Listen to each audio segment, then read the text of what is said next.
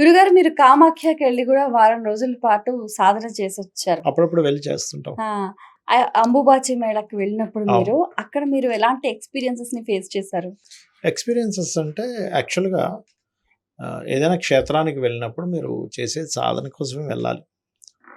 రకరకాల వాళ్ళ కోరికల కోసం వెళ్తుంటారు. మనకి శ్రీకృష్ణ పరమాత్మ చెప్పినట్టుగా ఆర్తులు, జిజ్ఞాసువులు, అర్ధకాములు, జ్ఞానులు 4 విధములైనటువంటి పుణ్యాత్ములు నన్ను ఆశ్రయిస్తున్నారు. వారిని ఆయా విధములుగా అనుగ్రహిస్తున్నా అన్నాడు. సాధన ఎందుకు చేయాలి ఫస్ట్? హ్మ్. అందరూ అంటారు సాధన ఏదో పవర్స్ కోసమనో, దానికోసం దీనికోసం కాదు. మన సనాతన ధర్మంలో ఆఫ్టర్ డెత్ తర్వాత ఒక లైఫ్ ఒకటుంది. నువ్వెటు వెళ్తావనేది ఒకటుంది. హ్మ్. నువ్వెటు వెళ్ళాలనేది ఒకటుంది. అది నిన్ను తీసుకెళ్ళేది ఎవరనేది ఒకటుంటుంది. నువ్వు ఒక దేవతను పట్టుకుంటే, ఆ దేవత నిన్ను తీసుకెళ్తుంది. నువ్వెక్కడికెళ్ళాలి, నువ్వెలాంటి జన్మల్లోకి వెళ్ళాలి, నువ్వెలాంటి ఉత్తమ గతుల్లోకి వెళ్ళాలో దేవత నిన్ను తీసుకెళ్తుంది. అందుకని సాధన చేయాలి ఒకటి. రెండవది ఈ విశ్వాన్ని మొత్తం దేవతలు, ఆ పరమేశ్వరుడు, అమ్మవారు నడిపిస్తుంది. కృతజ్ఞతా భావంతో చేయాలి. నీకు అనుకుంటున్నావు నువ్వేదో తింటున్నాను ఇప్పుడు ఇందాక మీరేదో అటుకులో ఏదో ఇచ్చారు తినమని. సరే తినేయడం తినేసాను. లోపల ఎలా అరుగుతుందది? అది పరమాత్ముని దయ. ఆ పరమాత్మ దయ వల్ల అరుగుతుంది కాబట్టి, పరమాత్మకి థాంక్స్ చెప్పుకోవడం కోసం మనం సాధనలు చేయాలంటా నేను. సరే కొంతమందికి కొన్ని ప్రాబ్లమ్స్ ఉంటాయి. పెళ్లవ్వట్లేదనో, లేకపోతే ఇంకోటేదో ఉద్యోగం రావట్లేదనో, వ్యాపారం సాగట్లేదనో, ఇంకెవరిని అడుగుతారో పరమాత్మని అడగాలి. కాదనట్లేదు నేను. కానీ కేవలం దానికోసమే నువ్వు దేవుడి గదిలోకి వెళ్ళి, గుడికి వెళ్ళడం కాకూడదు నీ లైఫు. నువ్వు ఒక కృతజ్ఞతతో నువ్వు చెయ్యంటా నేను. నువ్వు కృతజ్ఞతను నువ్వు చెప్పుకో. స్వామి ఇక నీ వల్లే ఇదంతా జరిగింది. నాకు ఒక చక్కటి భార్య వచ్చిందన్న, పిల్లలొచ్చారన్న, లేకపోతే నీకు ఆరోగ్యం బాగుందన్న. బాగున్నవి చెప్పుకో. ఎంతసేపు బాలేని వాటి కోసం నువ్వు వెళ్ళడం కాదు. "ఏండి నాకిట్లా బాలేదు. నువ్వే చూడాలి. నువ్వు ఉన్నావా లేవా అసలు?" ఇది కాదు. ఇన్ని బాగున్నాయి. ఇప్పుడు అమ్మ రోజు వండి పెడుతుందండి. ఏదో ఒక రోజు ఏదో చేయలేదని అమ్మని నిందిస్తే ఎంత తప్పో, మనకేదో ఒక లోపం ఉందనో, లేకపోతే మనకేదో లేదనో, దేవుడు లేడనుకోవడం, ఏంటో వెళ్ళినా సరే ఏం ఫలితం రావట్లేదనుకోవడం, దేవుడిని మార్చేయడం, ఇది కాదు జీవితం అంటా నేను. చెప్పారు. గురుగారు మీరు ఎలా సాత్విక దేవతలను ఆరాధిస్తారా? లేపోతే తామసిక దేవతలను ఆరాధిస్తారా? అంటే దశ మహావిద్యల్ని ఆరాధిస్తూ ఉంటారా? అన్నిటిని ఆరాధిస్తానండి. అంటే నా ఉద్దేశ్యం ఏంటంటే సాత్విక, తామసిక, రాజసిక ఇక్కడ ఏం లేదు. ఒకే దేవత ఆ రూపాలు దాల్చింది. ఎలా అంటే అమ్ముంది. ఒకే అమ్మ నీకు అన్నం పెట్టేటప్పుడు చాలా సాత్వికంగా కనిపిస్తది. అదే పిల్లవాడు నేను ఆ పిల్లవాడిని ఒక కుక్క కరవడానికొచ్చింది. అదే అమ్మ రౌద్రంగా మారుతుంది. కర్ర పట్టుకొని "ఏయ్" అని అంటుంది. అంటే నీకోసం స్ స్ నీకోసమేమి రౌద్రంగా మారలేదు. నీకొచ్చే కష్టాన్ని తొలగించడం కోసం రౌద్రంగా మారింది అమ్మవారు. అదే అమ్మవారిని ఓహో! మా అమ్మే కర్ర పట్టుకొనుంది. మా అమ్మే శూలం పట్టుకొనుంది. మా అమ్మే వారాహి రూపంలో నాగలి పట్టుకొనుంది. మా అమ్మే లక్ష్మీ రూపంలో పట్టుకొనుంది. కానీ అమ్మే. అమ్మెక్కడ మారట్లే. నువ్వెప్పుడైతే ఇది సాత్వికము, ఇది రాజసికము, ఇది తామసికము అని అనుకుంటున్నావో నువ్వు వేరు చేసి చూస్తున్నావు. కానీ ఒకే అమ్మ నీ కోసం అలా వచ్చింది. ఇప్పుడు కాళిక అవతారం ఎందుకొచ్చిందంటే మనల్ని రక్షించడానికొచ్చిందా? మనల్ని భయపెట్టడానికొచ్చిందా? రక్షించడానికి. మరి మనల్ని రక్షించడానికొచ్చినటువంటి రూపాన్ని చూసి నువ్వు దానికి 100 కథలుగా పెట్టేసుకొని ఈళ్ళు చేయాలి, ఈళ్ళు చేయకూడదని అనుకుంటూ ఉంటే ఎట్లా? హ్మ్. అంటే నా ఒపీనియన్ అది.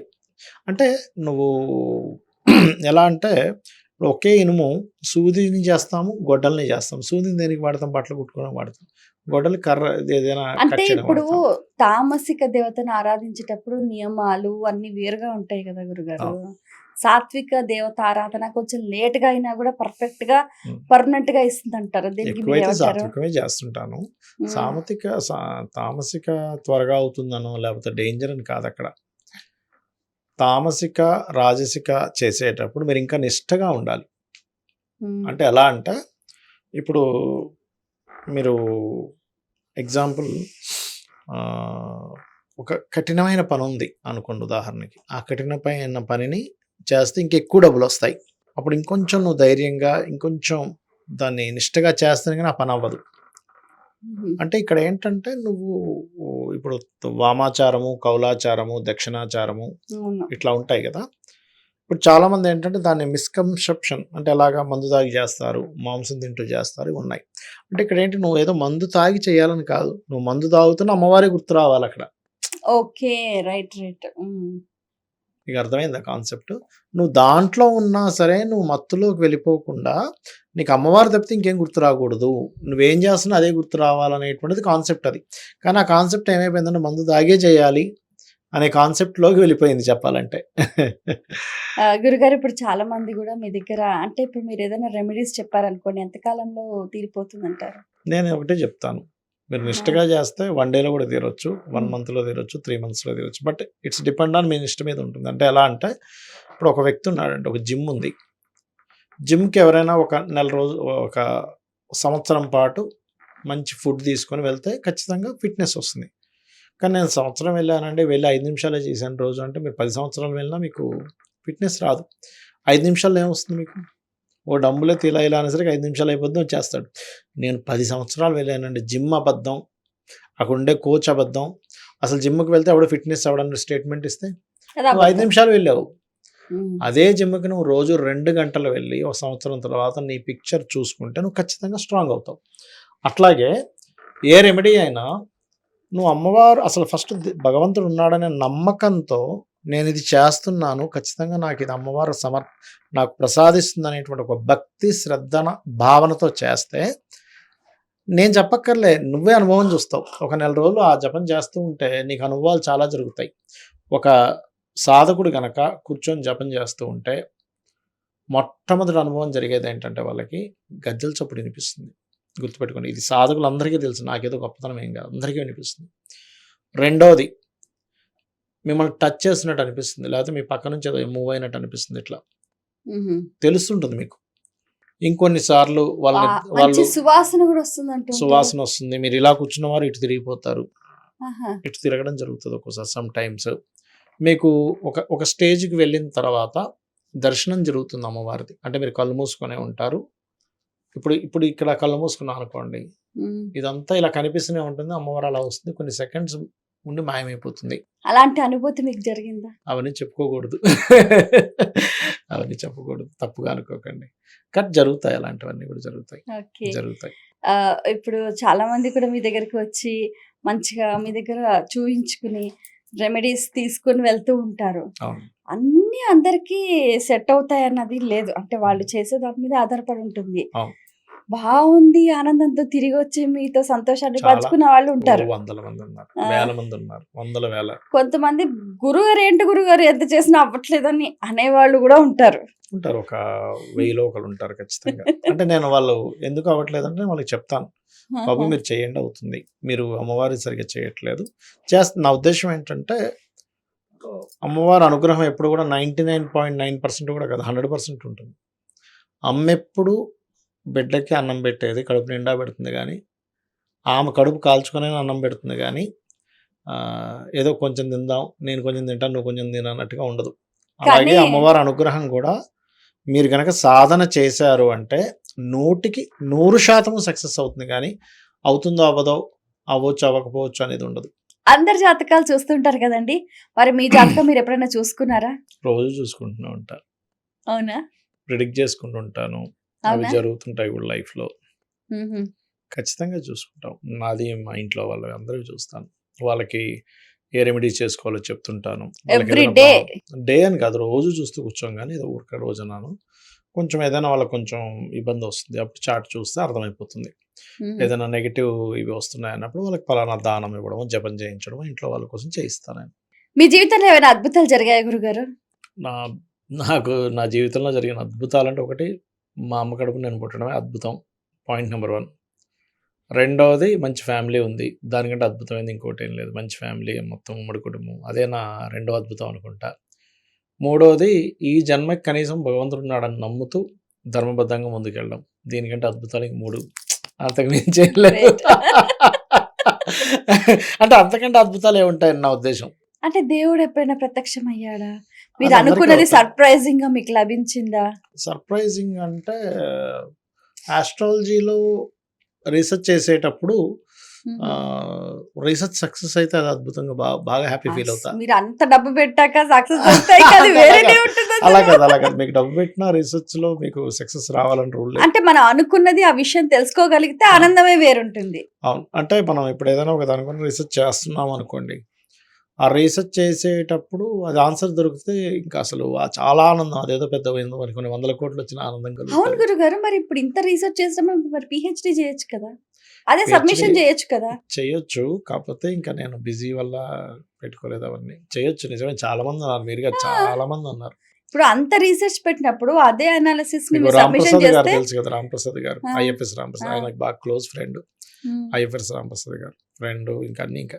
హ్మ్. ఆయన అంటాడు ఎప్పుడు, మీరు పీహెచ్‌డీ ఎందుకు చేయట్లేదు చేయండి అని. ఎక్కడ హ్మ్. అట్లా. అయితే నేననేది ఏంటంటే, ఎప్పుడు మన చుట్టూ అద్భుతాలు ఉంటాయి. మనం వాటిని గుర్తించమనిపిస్తది. అదైతే వాస్తవం గురుగారు. చుట్టూ అద్భుతాలే. అవును. మీరు అసలు మన శరీరం ఎలా పనిచేస్తుందో తెలిస్తే అంతకంటే అద్భుతం ఇంకోటి లేదు. మీకు నిజంగా భగవంతుడు ఉన్నాడని తెలియాలంటే ప్రతి జీవిని అబ్జర్వ్ చేస్తే, అబ్బా! అసలు ఎంత అద్భుతం. చిన్న చీమ వెళ్ళిపోతూ ఉంటుంది. దానికి మెకానిజం అసలు ఎట్లా లోపల ఆ చిన్న దాంట్లో చిన్న క్రిములు, చిన్న చీమలు, పక్షులు, అసలు ఎన్ని అద్భుతాలుంటాయి. నేను ఒకరోజు ఒక న్యూరాలజిస్ట్‌తో నేను కాల్ మాట్లాడుతూ అడిగాను. మీకు ఇంత దీంట్లో ఉన్నారు కదా! హ్మ్.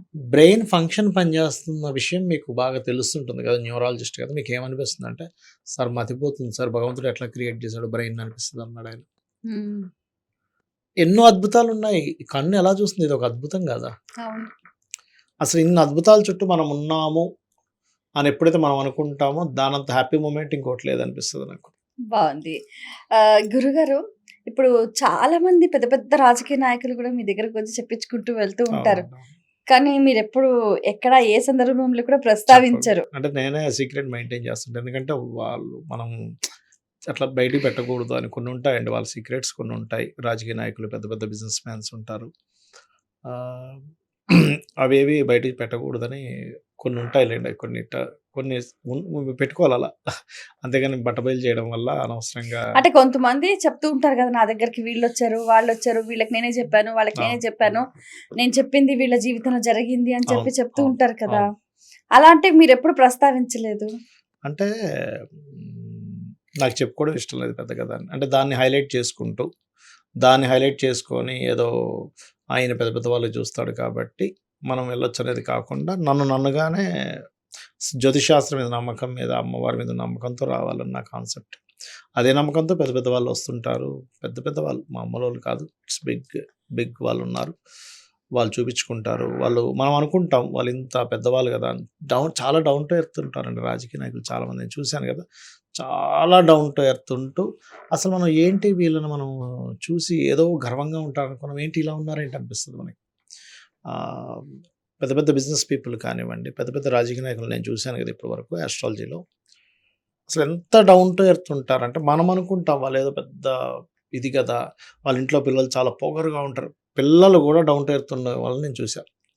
చాలా వినయంగా నమస్కారం జేసి, చాలా ఇదిగా జేసి, మనం బయటకొచ్చినప్పుడు గూడా కారు వరకు దిగబెట్టి అట్లా వెళ్ళిన వాళ్ళు చాలామందున్నారు. మనం అనుకుంటాం బయట నుంచి వీళ్ళు పొలిటికల్ పీపుల్, వీళ్ళు పెద్ద పెద్ద కార్లున్నాయి, బిల్డింగ్స్ ఉన్నాయి, వీళ్ళకి వందల కోట్లున్నాయి. బట్ వీళ్ళు చాలా పొగరుగా ఉంటారు. లేదు. వాళ్ళింకా కరెక్ట్‌గా ఉంటారు తెలుసా మీకు. అంటే చాలా జాగ్రత్తగా ఉంటారు. ఎందుకంటే సంపాదించడం చాలా ఈజీ. సంపాదించింది నిలబెట్టుకోవడం చాలా కష్టం. అవును. అందుకని చాలా కేర్‌గా ఉంటారు. కాపోతే ఏంటంటే, మనం జ్యోతిష్ శాస్త్రంలో కొన్ని సీక్రెట్స్ మెయింటైన్ చేయాల్సొస్తది. ఇప్పుడు మళ్ళీ కొన్ని వేరు. అంటే ఎట్లా అంటే, ఇప్పుడు కొంతమందితో నేను క్లయింట్‌తో మాట్లాడినప్పుడు వాళ్ళు అడగడము, "ఏవండీ నాది నా నా రీడింగ్ యూట్యూబ్‌లో పెట్టగలరా?" అని అడుగుతారు. లేదా కొంతమందిని మేము అంటే అసలు ఈ ఈ ప్యాటర్న్స్‌లో రీడింగ్స్ ఉంటాయని చెప్పడం కోసం వాళ్ళని అడుగుతాం. "ఏవండీ మీ మీ రికార్డ్ నేను పెట్టొచ్చా?" అని. వాళ్ళకి అభ్యంతరం లేకపోతే ఓకే సార్ పెట్టొచ్చు అంటారు. అది వేరు. That is different case. Normal people. అంతేగాని పెద్ద పెద్ద వాళ్ళు ఎప్పుడు రికార్డింగ్స్ పెట్టడం జరగదు. అంటే ఇది కూడా ఏంటంటే స్టూడెంట్స్‌కి రీసెర్చ్ పర్పస్ పెడతా ఇది. అంటే ఇక్కడ మనకి చూడ్డానికి శుక్రుడు చాలా బాగున్నాడు. కానీ ఎందుకు నెగెటివ్ రిజల్ట్స్ ఇస్తున్నాడు?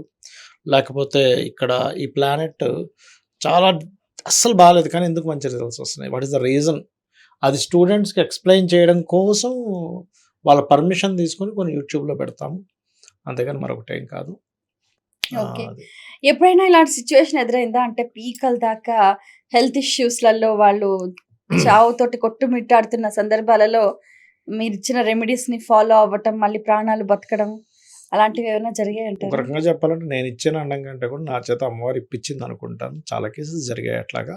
అంత దాకెందుకు నా కేసులో కూడా జరిగింది. నేను 14 ఇయర్స్ బ్యాక్ నాకు సయాటికా హెల్త్ ఇష్యూ వస్తదని నాకు తెలుసు. మా ఇంట్లో మా మిసెస్‌కి ముందే చెప్పా. ఇట్లా హెల్త్ ఇష్యూ వస్తుంది నువ్వేం టెన్షన్ పడకండి. సయాటికా వచ్చింది. ఆహా! ఒక డాక్టర్ గారు మల్కాజిగిరిలోనే ఉంటారు. అదొక మిరాకిల్ చెప్పుకోవాలి ఇక్కడ. మిరాకిల్స్ అంటే ఇప్పుడు ఇది నాకు గుర్తొచ్చింది సడెన్‌గా. ఒక 14 ఇయర్స్ అవుతుంది ఇది.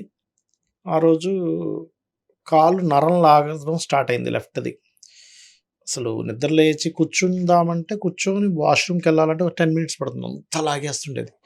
ఒక 1 మంత్ అయితే బెడ్ మీద ఇలాగే పడుకొని, ఇలా చార్ట్ సిస్టమ్ పెట్టుకొని, అలాగ రీసెర్చ్ చేస్తూ కూర్చునేవాడిని. ఇంకేం లేదు ఇంక అదే పని. మంచం మీద అలా ఉన్నా గాని. మా మిసెస్ ఒకటే గోల. అయ్యో! ఏంటి ఇట్లా అయింది? ఏం గాదు నేను చెప్పాను కదా ముందే. Don't worry. అలోపతికి వెళ్తే ఆపరేషన్ చేయాలంటున్నారు. సర్జరీ యోగం ఏం లేదు నా జాతకంలో. ఆపరేషన్ ఎందుకు? అన్న డౌట్. సరే అది వదిలేసి ఆయుర్వేదం వెళ్ళా. ఆయుర్వేదంకి వెళ్తే మసాజ్ చేసేది 1 మంత్ చేయించుకున్నా అది ఇంకా పెరిగింది గానీ తగ్గలే.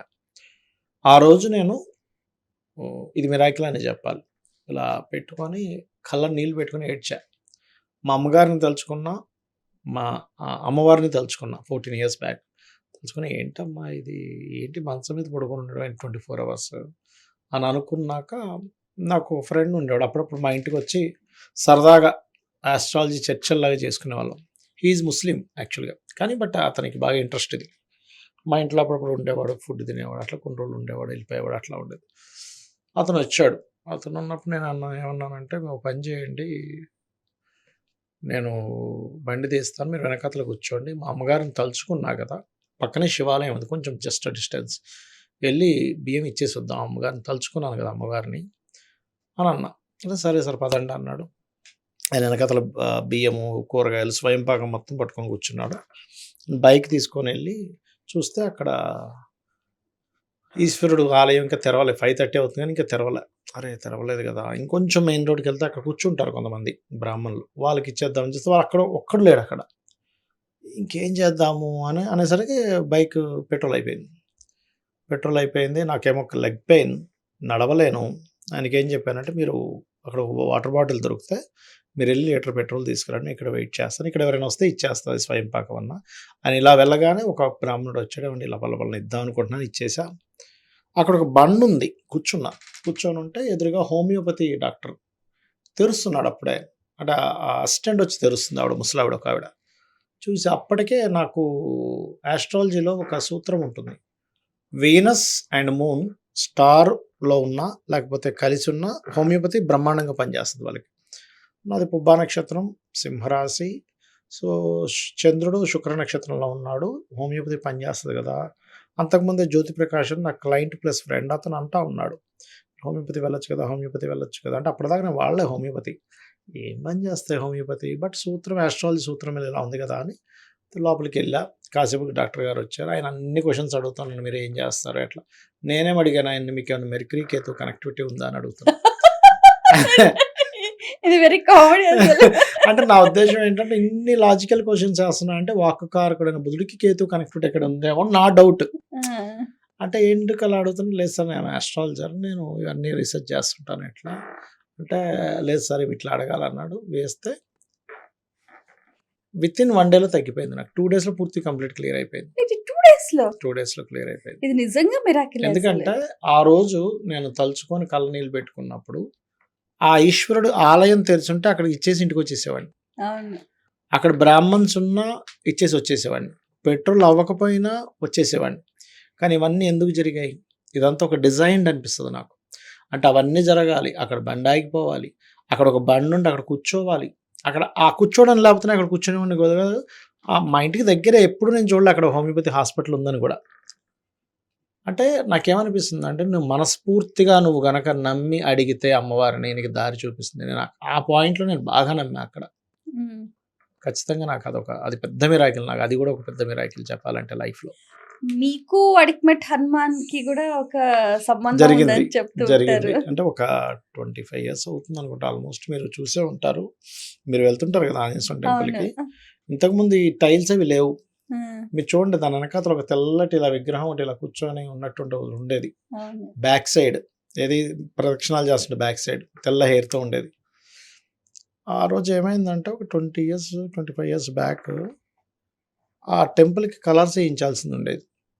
ఆ కలర్స్ వేసేవాళ్ళు సంథింగ్ 1,20,000 ఏమో అడిగారు అప్పట్లోనే మొత్తం వేయడానికి. నేను అన్నాను ఎందుకంటే మనకి టీమ్ ఉన్నారు, వేరే వాళ్ళు ఉన్నారు, మనం వాళ్ళతో 40,000 కంప్లీట్ చేద్దాం, మనకి ఫండ్ మిగులుతుంది కదా అని నేను మనుషుల్ని పెట్టించి చేయించా. ఇంకా కొంచెం ఆర్ట్ బ్యాక్గ్రౌండ్ ఉంది కదా, ఏ కలర్స్ ఎట్లాగా ఏంటనేది నాకు ఐడియా ఉంది. నెక్స్ట్ డే శ్రీరామనవమి అనగానే ఇంకా వెనకాతల ఒకటి ఇట్లా కూర్చున్నది వేయాలి బొమ్మ, నేను వేస్తానులే అన్నాను. ఇంకా నెక్స్ట్ డే అయితే శ్రీరామనవమి అవుతుంది. ఏంటి నానాజీ గారు ఇంకా చేయలేదు మీరు అంటే, నేను చేస్తా, మీరు ఎందుకు టెన్షన్ పడకండి, నైట్ అంతా కూర్చొని చేసేస్తా అన్న. ఒకతను వాచ్మెన్ ఉంటాడు అక్కడ, అతని పేరు ఏదో ఉంటుంది, ఆ వాచ్మెన్ లోపల పడుకుంటాడు, వాళ్ళు తాళాలు వేసుకుని వెళ్ళిపోతారు. నేను దాన్ని మొత్తం పెయింటింగ్ చేద్దాం అనుకున్నా. చేస్తూ ఉన్నా 12-1 అవుతుంటే జనరల్గా మనకు నిద్ర వస్తుంది కదా ఆ టైం అవగానే, ఇట్లా నిద్ర వస్తుంది. ఈ పక్క నుంచి జుమ్ అని సౌండ్, చక్కలేదు ఏంటిది పక్కన జుమ్ అనిపిస్తుంది, నిద్రపోయింది. మళ్ళీ చేస్తుంటే మళ్ళీ ఇలా కునుకు వస్తుంది, ఈ పక్క నుంచి సౌండ్ వస్తుంది. అంటే మిమ్మల్ని నిద్రపోనివ్వలా? నాకైతే ఒక్కసారిగా మొత్తం తెగిరిపోయింది, బాబోయ్ ఏమిటిది అని అనుకొని మొత్తం అయిపోయి 5 o'clock అతను వాచ్మెన్ లేపా, ఏంటి నువ్వు ఇక్కడే రోజు నిద్రపోతావు కదా, నీకేమైనా అనిపిస్తుందా ఇక్కడ అని అడిగా. ఇంత సైజులో ఇంత సైజు, ఒక 3 feet 4 feet హైట్లో ఏదో వానర రూపం బయటకు పోయి వచ్చినట్టు నాకు అప్పుడప్పుడు అనిపిస్తుంది అన్నాడు ఆయన. అవునా, చాలా క్యాజువల్గా చెప్పాడు. అంత సైజులో ఉండడం ఏంటి, ఆంజనేయ స్వామి అంటే పెద్దగా ఉండాలి కదా అన్న ఆలోచన. నేను హనుమాన్ దీక్ష తీసుకున్నాను ఒక 3 years అప్పట్లో. అప్పుడు కొండగట్టు దగ్గర దీక్ష విరమణ కొండగట్టు దగ్గర చేస్తారు, ఇక్కడ ఎలా అయితే శబరిమల వెళ్తాము అక్కడ ఒక ఏజ్డ్ పర్సన్ చెప్తున్నాడు, బాగా ఒక 80-90 ఏళ్ళు ఉంటాయి, ఆయన చెప్తున్నాడు ఆంజనేయ స్వామి ఎప్పుడు పెద్దగా ఏం కనబడ్డు, ఒక్కోసారి చిన్నగా కూడా కనిపిస్తాడు, ఇంతకు కూడా కనిపిస్తాడని చెప్తున్నాడు. అప్పుడు నేను అతను వాచ్మెన్ చెప్పింది ఇది కోఆర్డినేట్ అయ్యాయి. అప్పుడు ఐ రియలైజ్ అదొక పెద్ద మిరాకిల్. అట్లా ఉన్నాయి, చాలా ఉన్నాయి. కొండగట్టుకు వెళ్ళి దీక్ష తీసుకున్నాక అక్కడెక్కడ ప్లేస్ దొరకకపోతే ఒక బిల్డింగ్ మీద పడుకున్నాం. నా పక్కన ఒక అబ్బాయి ఉన్నాడు యాదగిరి అని. ఇప్పుడు మనకి ఆంజనేయ స్వామి గారు కోతి రూపంలో వచ్చి మనల్ని నిద్రలేపితే ఎలా ఉంటుంది అన్న సరదాగా, నిజంగానే ఆంజనేయ స్వామి అంటే కోతి రూపంలో వచ్చి మమ్మల్ని నిద్రలేపడం జరిగింది ఆ రోజు. అసలు అది పెద్ద మైండ్ బ్లోయింగ్ అసలు ఆ రోజు. ఇలాంటి మిరాకిల్స్ అనేవి కూడా మనకి జాతకంలో ఉంటాయా? చాలా ఉంటాయి. అంటే వాళ్ళకి భగవత్ అనుగ్రహం కలిగే యోగాలు ఉంటాయి, కొంతమందికి ప్రేత యోగాలు ఉంటాయి. అంటే వాళ్ళకంతా ఎంతసేపు నెగిటివ్ ఎనర్జీస్ కనబడుతుంటాయి, వాళ్ళకి అలా కనబడుతుంటాయి. నిజంగానే నెగిటివ్ ఎనర్జీస్ ఉన్నాయండి, ఆత్మలు ఉన్నాయి, కనబడ్డ వాళ్ళు చాలామంది ఉన్నారు. నేను యాక్చువల్గా చిన్నప్పటి నుంచి అసలు భగవంతుడు ఉన్నాడు అని నమ్మడానికి ముఖ్య కారణం, సరే భగవంతుడిని చూసిన వాళ్ళ సంఖ్య తక్కువగా ఉన్నా ఈ నెగిటివ్ ఎనర్జీని చూసిన వాళ్ళు ఎక్కువ ఉన్నారు కాబట్టి, నెగిటివ్ ఉందంటే పాజిటివ్ ఉందనే కదా దాని అర్థం అని ఆ పాయింట్ ఆఫ్ వ్యూలో నేను ఒక 6-7 years ఆఫ్ ఏజ్ నుంచి భగవంతుడు ఉన్నాడనే నమ్మకంలోకి వెళ్ళడం జరిగింది. కానీ ప్రస్తుతం ఉన్న సమాజంలో చూస్తే ఏంటంటే ఆస్ట్రాలజీ అనేది ఏంటంటే ఒక డబ్బు సంపాదన సాధనగా మారిపోయింది. అంటే ఒరిజినల్ గా ఒక శాస్త్ర అధ్యయనము, దాని ఫలితాలు చూడడం అనేది తక్కువైపోయింది.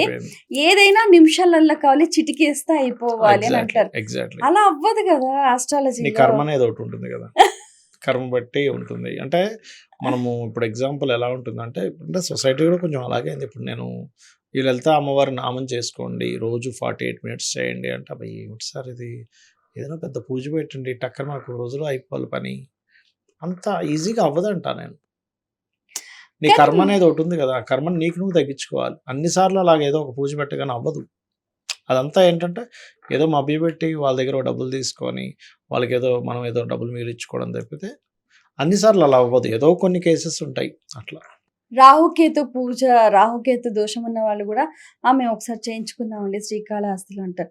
ఒకసారి చేయించుకుంటే దోషం పోతుందా? అది తీవ్రతను బట్టి ఉంటుంది, ఒకసారి చేయించుకుంటే ఏం పోదు.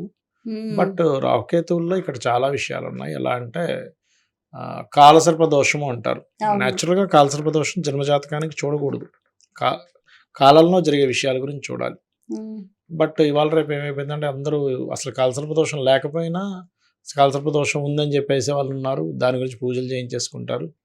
అండ్ ఏదో సాటిస్ఫాక్షన్ నేను చేయించేసుకున్నాను కదా అయిపోయిందని. బట్ నిజంగానే పోయిందా లేదా అనేది. గురుగారు, ఇప్పుడు చాలా మంది కూడా మీ దగ్గరకు వస్తూ ఉంటారు, ఏదో క్లిష్టమైన సమస్య, అప్పుల బాధ అనో లేకపోతే కోర్టు కేసులనో ఇప్పుడు తీరిపోవాలి, ఇది మారిపోవాలి అని అంటూ ఉంటారు. సాధ్యమవుతుందా? కొన్నిసార్లు సాధ్యమవుతుంది. ఎప్పుడంటే అప్పుడే వాళ్ళకి ఎండింగ్ దశ ఉంటుందండి. ఆహా! అంటే ఒక రాహు దశో లేకపోతే ఏదో దశ ఎండింగ్‌లో ఉంది. దశా ఛిద్రము అంటారు దాన్ని. దశా ఛిద్రమై ఇంక నెక్స్ట్ మంత్ నుంచి అయిపోతుంది. అప్పుడేమవుతదంటే వాళ్ళకి ఒక మంచి వే దొరకడం కోసం అమ్మవారు అలాగా పంపిస్తుంటుంది ఒక్కొక్కసారి. హ్మ్. అప్పుడు తీరుతాయి గానీ వాళ్ళకి ఆల్రెడీ ఇంకో 10 ఏళ్ళు అదే దశ ఉంది అన్నప్పుడు నేను చెప్తాను. ఏమంటే మీరు కొంచెం కష్టపడాలి. ఇది ఇది కొంచెం ఇది రెమెడీ చేస్తూ ఉంటే మీకు ఆ ఎఫెక్ట్ పడదు. అంటే మాక్సిమం నేనేంటంటే వాడు బతకడానికి ఛాన్సెస్ ఇవ్వడానికి చూస్తా. అంటే భయపడుతూ బతకడం కంటే ధైర్యంగా బతకడానికి ఎలా చెప్పాలి? అంటే నా ఉద్దేశ్యం ఆస్ట్రాలజీ అంటే భయపెట్టడం కాదు అని నా ఉద్దేశ్యం. అది. సో, ఇప్పటి వరకు మీ కెరీర్‌లో మీరు చాలా ప్లస్‌లు, మైనస్‌లు, ఆనందాలు, విషాదాలు, హ్మ్. టఫెస్ట్ అన్నీ చూసారు. ఏ అనాలిసిస్‌కొచ్చారు మీరు? ఆహా! భలే మంచి ప్రశ్న ఏశారు. ఏంటంటే చాలామంది చూస్తుంటాం. ఒక వ్యక్తి చాలా ఆ! కాలిక్యులేటివ్‌గా ఆ! చాలా లెక్కలు గట్టి వెళ్తూ ఉంటాడు. అవును. ఇంకో వ్యక్తి ఏ లెక్కలు, ఏ కాలిక్యులేషన్స్ లేకుండా అలా వెళ్ళిపోతూ ఉంటాడు. అన్ని లెక్కలు కట్టిన వాడికి ఫెయిల్యూర్ ఉంది. ఏ లెక్కలు కట్టకుండా వెళ్ళిపోయిన వాడికి ఫెయిల్యూర్ ఉంది. సక్సెస్ ఉంది. అంటే వీడికి సక్సెస్, ఫెయిల్యూర్ ఉన్నాయి. వీళ్ళకి సక్సెస్, ఫెయిల్యూర్ ఉన్నాయి. నాకు అర్థమైన విషయం ఏంటంటే ఇన్ని సంవత్సరాల్లో నువ్వెన్ని లెక్కలు కట్టినా, నువ్వు అమాయకంగా వెళ్ళిపోయినా నీకంటూ ఒక గోలు, కొన్ని కర్మలు, కొంతమందితో రుణం ఉంటుంది కదా! ఆ రూపంలో నువ్వు నువ్వు అవన్నీ జరుగుతూ ఉంటాయి. కాకపోతే ఏంటంటే ఆస్ట్రాలజీ చూపించుకోవడం వల్ల కొంచెం నువ్వు ఇక్కడ జాగ్రత్తగా ఉండాలన్నప్పుడు జాగ్రత్తగా ఉండి పలానా రెమెడీ చేసుకోవడం వల్ల కొంత నువ్వు సర్వైవ్ అవుతావు అనే విషయం నాకు అర్థమైంది. ఓకే. మీ భవిష్యత్తు కార్యాచరణ ప్రణాళిక? ఆహ్, ఒక అంటే మా అమ్మగారి పేరు మీదే ఇవాళ రేపు అంటే కొంతమంది చూడండి ఈ పితృకర్మ సంబంధించినటువంటివి ఆహ్, చేయించుకోవట్లేదు సరిగ్గా. వాళ్ళు చేయట్లా. ఏదైనా ఫ్రీగా చేసే ఆర్గనైజేషన్ పెడదామని. ఫ్రీగా. అంటే అక్కడికొస్తే మీకేమీ తెలియకపోయినా అక్కడికొస్తే వాళ్ళు చేసిస్తారు. ఓకే. లేపోతే లేదు ఇంత మినిమమ్ ఫీజు ఎవరైనా కట్టగలనన్నా కట్టుకోవచ్చు. లేదంటే వాళ్ళ దగ్గర ఏమీ లేవు. ఎలా ఉంటుందంటే కొంతమందికి ఆహ్, చాలా కష్టాలుంటాయి. వాళ్ళ సాలరీసే 20,000, 15,000 అట్లా ఉంటాయి. ఇప్పుడు వాళ్ళకి ఎలా ఉంటుందంటే ఈ నెల ఒక రూ. 1000 మిగిలితే పండగ చేసుకునే వాళ్ళు చాలామందుంటారు. అలాంటి వాళ్ళకి నువ్వు ప్రతి సంవత్సరం ఇది జెయి, అది జెయి అంటే 2, 3 వేలు ఖర్చవుతది, 4,000 ఖర్చవుతది. ఎవరు జేస్తారు? కానీ యాక్చువల్‌గా వాళ్ళు అది చేసుకుంటే పితృదేవతల అనుగ్రహం ఉంటే వాళ్ళంత దారిద్ర్యంలోకి వెళ్లరు. కనీసం 1, 2 సార్లు వాళ్ళకి చేస్తేనైనా వాళ్ళకి కొంచెం రిలీఫ్ వస్తే వాళ్ళు బాగుపడతారు. వాళ్ళకి అంటే పితృదేవత సంబంధించింది వాళ్ళకి తెలియజేయాలి. మనం ఏదో పుట్టేసాము, పెరిగేసాము, తినేసాము, ఏదో సంపాదించుకున్నాము ఇది కాదు. పితృదేవతలు, దేవతల యొక్క ఇది తెలియజేయాలి. సాధనా మార్గంలోకి శిష్యుల్ని తీసుకెళ్ళాలి. సాధన అంటే ఏంటో తెలియజేయాలి. సొసైటీకి దేవత అంటే ఏంటో పరిచయం చేయాలి. జ్యోతిష్ శాస్త్రం అంటే ఏంటో పరిచయం చేయాలి. ఇది నా మెయిన్ గోల్ చెప్పాలంటే. చాలా మంచి గోల్. అయితే ఆహ్, భవిష్యత్తులో కూడా మీరింకా మంచిగా అంటే ఒక చక్కటి జ్యోతిష శాస్త్రవేత్తగా రాణించాలని, ఇంకా ఎంతో మందికి కూడా మీ వంతుగా సేవ, ఉపకారం జరగాలని మనస్ఫూర్తిగా ఆకాంక్షిస్తాను. చివరిగా మా ప్రేక్షకులకు మీరేదైనా చెప్పాలనుకుంటున్నారా? అమ్మవారి నామాల్లో ఒక నామం ఉంటుంది. ధర్మాధ్యక్ష, ధనాధ్యక్ష, ధనధాన్య వివర్ధిని. ధర్మానికి అధ్యక్షురాలు అనే విషయం మనం గుర్తుపెట్టుకోవాలి. ధనానికి ఎలా అధ్యక్షురాలు, ధర్మానికి అధ్యక్షురాలు. సో, ధర్మమే అమ్మవారు, అమ్మవారే ధర్మం. వీలైనంత మటుకు ధర్మం పాటించండి అని చెప్తాను. ఆ ధర్మాలు ప్రతి దాంట్లో ధర్మం ఉంటుంది. ధర్మాన్ని మీరు పట్టుకుంటే అమ్మవారు మిమ్మల్ని పట్టుకుంటుంది. చాలా సంతోషం అండి. మీ అమూల్యమైన సమయాన్ని కేటాయించి ఎన్నో విషయాలు వివరంగా మాకు తెలియజేసినందుకు ధన్యవాదాలు. శ్రీమాత్రే నమః. వీక్షించారు కదండీ! ఇది ఇవాల్టి మన ప్రత్యేకమైన కార్యక్రమం. నానాజీ పట్నాయక్ గారి జీవితంలో ఎన్నో అద్భుతాలు, అలాగే మరెన్నో వింతలు. మరి వారు ఒక సహృదయమైన వ్యక్తిగా వారి దగ్గరకొచ్చిన వారికి చక్కటి పరిహారాలు అందజేస్తూ మరందరి జీవితాల్లోనూ ఆనందాన్ని నింపుతున్నారు. మీరు కూడా ఒకసారి ఆసక్తి ఉన్నవారుంటే మీ జాతకాన్ని కూడా పరీక్షించుకునే ప్రయత్నం చేయండి. మరో కార్యక్రమంలో మళ్ళీ కలుసుకుందాం. అంతవరకు సెలవు. నమస్కారం.